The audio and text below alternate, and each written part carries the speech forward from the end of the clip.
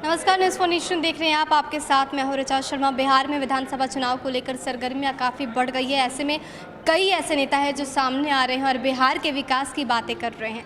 ऐसे बीच पूर्व वित्त मंत्री यशवंत सिन्हा भी सामने आए। उन्होंने एक अभियान का ऐलान किया है, बिहार को बदलने की बात की है। इसके साथ उन्होंने कहा है कि बेहतर बिहार बदलो बिहार के नाम से वो एक आंदोलन छेड़ेंगे।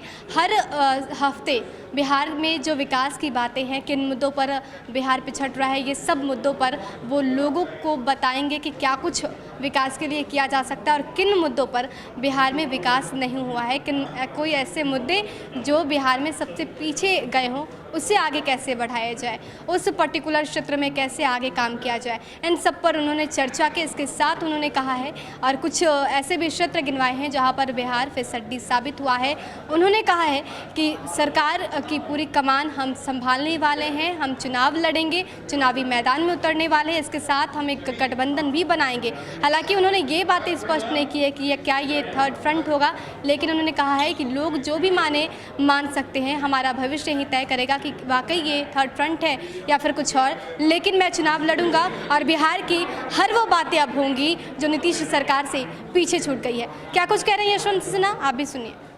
आने वाले चुनाव में हमारी क्या भूमिका होगी।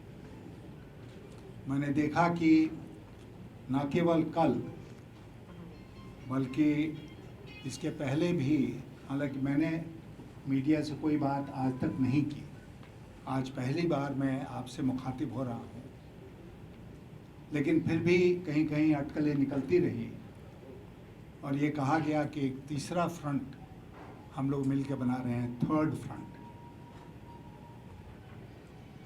हम लोग ज़रूर बिहार में एक शक्ति पैदा करना चाहते हैं।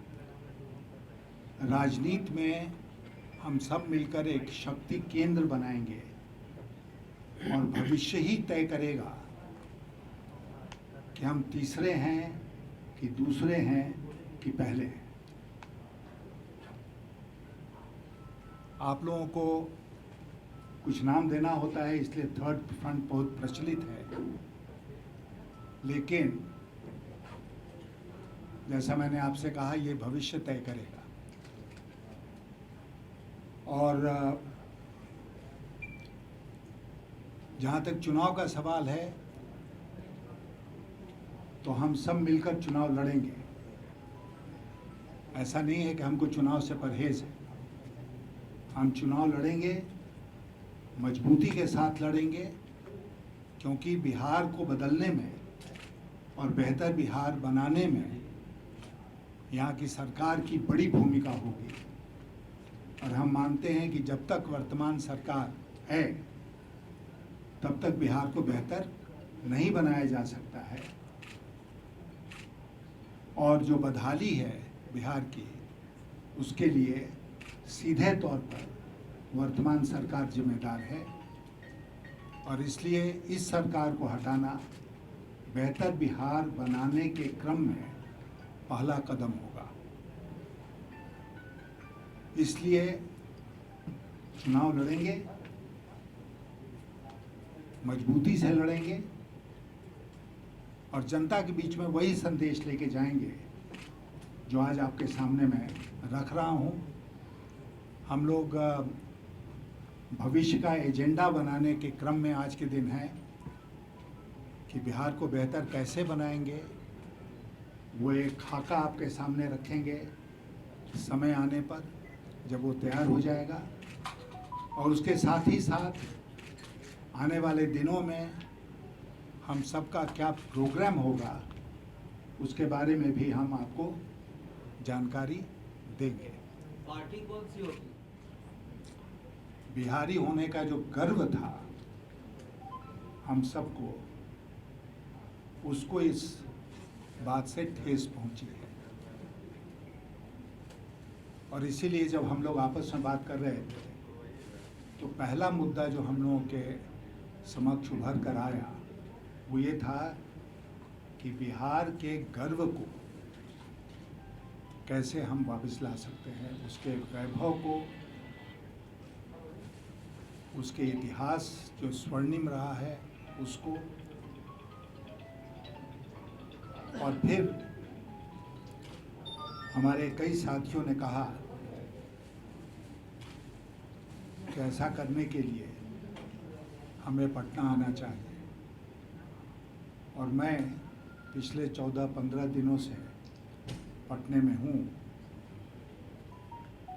और जितने हमारे साथी यहाँ बैठे हैं उनके साथ, उसके अलावा जो लोग राजनीति में नहीं हैं, जिनको हम बुद्धिजीवी कहते हैं, ऐसे लोगों के साथ हमारी विस्तार से आज के हालात के बारे में चर्चा हुई। और फिर हमने तय किया कि बिहार की प्रतिष्ठा को वापस लाने के लिए हमारे जीवन का जो बचा खुचा समय है वो हम उसमें लगाएंगे। और मैं अपने जितने साथी यहाँ बैठे हैं सबको धन्यवाद देना चाहता हूँ कि वो इस अभियान में, इस आंदोलन में हमारे साथ हैं। और हम सबकी भावना जो है वो एक ही है। मैं जो बिहार की बदहाली आज के दिन है उसके बारे में, बिहार के जो विभिन्न पहलू हैं जीवन के, उनकी सचमुच में स्थिति क्या है वो मैं मीडिया के सामने रखूंगा और पूरे तथ्य के साथ आपके सामने रखूंगा। कोई ताली पीटने का और थाली बजाने का काम नहीं करूंगा।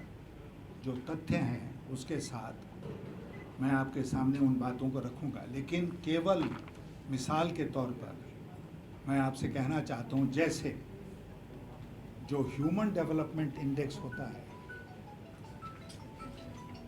उसमें बिहार पिछले 27 सालों से भारत में सबसे निचले स्तर पर है। 27 साल तक हमारा ये डिस्टिंक्शन रहा कि हम लास्ट बने रहे। और हमारे प्रदेश में जो पर कैपिटा इनकम है, प्रति व्यक्ति आय, वो है 47,541, 47,541 rupees per year, which is just 1/3 of the national average। जो राष्ट्रीय औसत है उसका मात्र 1/3 ये है। हर साल बिहार से 40 लाख लोग बाहर काम करने के लिए जाते हैं, क्योंकि बिहार में उनके लिए कोई रोजगार उपलब्ध नहीं है। जहाँ तक स्वास्थ्य सेवाओं का सवाल है, बिहार एक बार फिर से हेल्थ केयर में देश में सबसे लास्ट है। We are at the bottom of the list.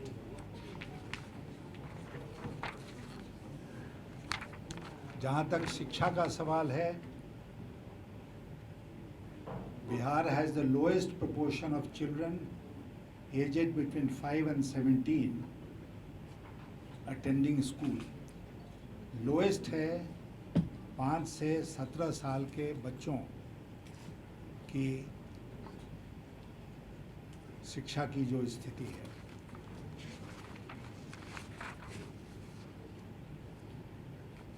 University and colleges में, जो सरकारी यूनिवर्सिटीज़ हैं उसमें अधिक, पिछले वित्तीय वर्ष में जहाँ तक ग्रामीण सड़कों का सवाल है, बिहार ने केवल 33% जो टारगेट था उसी को पूरा किया। 33।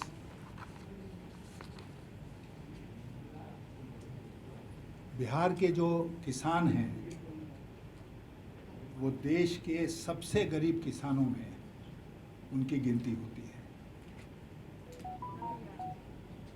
और जो मासिक आय है एक किसान की, वो मात्र 3,528 रुपया है, 3,558। जबकि बगल के उत्तर प्रदेश में ये फिगर है 4,923। और उद्योगों का विकास नहीं हुआ बिहार में, बल्कि ह्रास हुआ।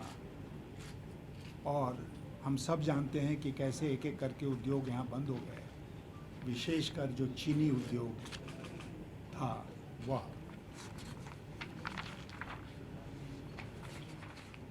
और last but not the least, भ्रष्टाचार का ये आलम है कि सरकार के नाक के नीचे से ट्रेजरी से पैसे गुम हो जाते हैं। बिना रिश्वत दिए हुए किसी का कोई काम सरकारी दफ्तरों में नहीं होता है। और जिससे भी मुलाकात हुई हमारी, उसने भ्रष्टाचार के बारे में शिकायत की। तो इन सब मुद्दों पर, जैसा मैंने आपसे कहा, कि हम फैक्ट शीट्स, तथ्यात्मक जो बातें हैं, वो आपके सामने हर सप्ताह रखने का प्रयास करेंगे। कि इस अभियान में हम सब लोगों ने तय किया है कि हम मिलकर इस अभियान को आगे बढ़ाएंगे। और अभियान क्या है? अभियान है बेहतर बिहार बनाओ। हम कैसे एक बेटर बिहार भविष्य में बना सकते हैं,